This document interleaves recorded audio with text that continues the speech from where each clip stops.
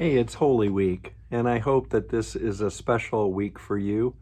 Even if you're not a believer, that this is a time for you to reflect, think, maybe try prayer, and try to learn about this Jesus of Nazareth. I'm Andy Ross, one of the pastors at Northminster Church in Tucson, Arizona.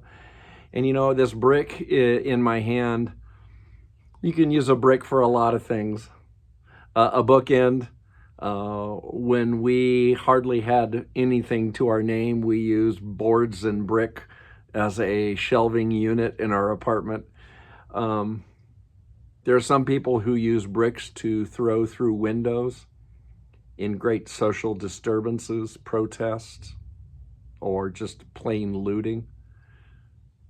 And obviously you can use a brick to build on as a building block. In our schedule of readings today from the Gospel of Mark, chapter 12, Jesus makes this interesting allusion in his story about how the owner of the vineyard comes to check and is ill-treated. They even go after the son of the owner. Jesus makes this allusion to Psalm 118. The stone the builders rejected has become the cornerstone. And it's marvelous in our sight. It's almost like a little riddle. The brick the builders decided not to use, we're gonna reject this, actually became the cornerstone, the bedrock orienting stone for the new structure. I believe Jesus is that cornerstone.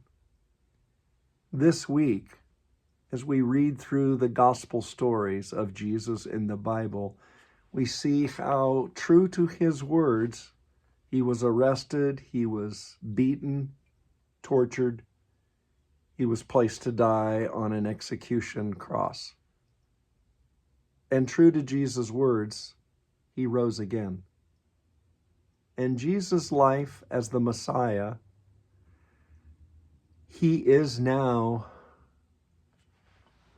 that building block which God's new structure is being built on. Rejected by some, building a new life for others. You know, I could put this brick in the middle of a room with the lights off and it could sure cause a stub toe. Or it could be used to build something new. Can it build something new in your life? Can you take that step of faith to open yourself? Jesus, what am I tripping over? What am I stumbling on? Help me to begin to take new steps with you in your mission of love for you, and to see where that leads. I keep this brick in my office because a Sunday school child wrote on it for me, Holy Spirit. Holy Spirit. And I keep it in my office to remind me of how the presence, the Holy Spirit of Christ in this room, in the church, in my life, that's the building stone I can continue to build on with God's help for quite a while. Lord bless you today.